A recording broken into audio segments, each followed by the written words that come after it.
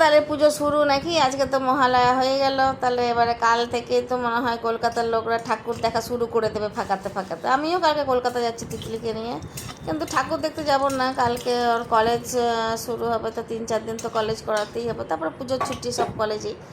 তো আমার এই ফিরতে ফিরতে আবার 24 তারিখ রাতে ফিরবো।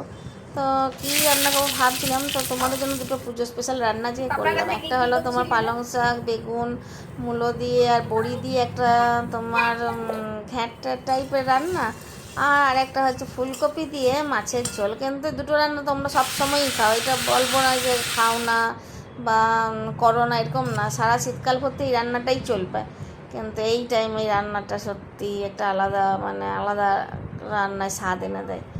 আর আমি যে তোমাদের সাথে গল্প করছি, তো এই টাইমেও আমার মনে হচ্ছে যে তরকারিগুলো দিয়ে আরেকবার গরম ভাত পেলে আমি আরেক থালা খেতাম। তো যাই হোক, রান্নাটা কী করলাম ওই তো দেখতেই পেলে, বেগুন আর মূলো তোমার ভালো করে ভেজে নিয়েছিলাম।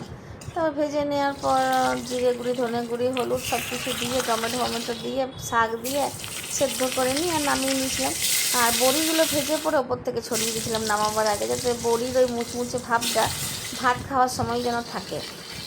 আর এদিকে কতগুলো মাছ আমার কাছে ছিল, মানে সেই পোনা মাছও আছে, আবার বড় মাছের পিসও আছে, সেগুলোকে ভালো করে ভেজে আর ফুলকপি, টমেটো, জিরে, ধনে গুঁড়ো দিয়ে মানে ঝোলটা বানালাম, অপূর্ব খেতে হয়েছিল।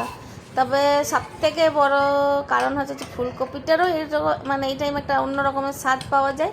দাম বেশি হোক, কিন্তু স্বাদ কিন্তু সত্যি এই টাইমটাতে ফুলকপির মানে অন্য রকম লাগে। দেখবে ফুলকপি ভাজলেই একটা অদ্ভুত মানে গন্ধ বেরোয়, যেটা অন্য সময় তুমি পাবে না। আর এইদিকে মাছটাও কিন্তু খুব টাটকা ছিল। আমি কিন্তু বাসি মাছ দিয়েই ফুলকপির ঝোল করেছি, কিন্তু মাছটা সত্যিই দুর্দান্ত টেস্ট ছিল।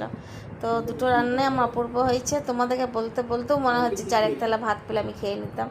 তো পুজোতে তো নিশ্চয়ই ঠাকুর দেখতে তো বেরোবেই, তাহলে দুপুর 2টোর মধ্যে রান্না বান্না করে খেয়ে দিয়ে ধরো 4টের সময় বেরোবে। তার আগে কিন্তু এই রান্না দুটো খুব সহজে করে নিয়ে তোমরা চাইলে একটু রেস্ট নিয়ে বেরোতেই পারো ঠাকুর দেখতে। আর যেখানেই যাও, পুজোর উৎসবে মণ্ডপে যেখানেই খাও, এই রান্নাগুলোই হবে। তাহলে বাড়িতে একদিন করে খেয়েও, ষষ্ঠী, পঞ্চমী, ষষ্ঠীর দিনে। তাহলে আজকে আসি, ভালো লাগলে লাইক, শেয়ার, কমেন্ট করে দিও। ধন্যবাদ।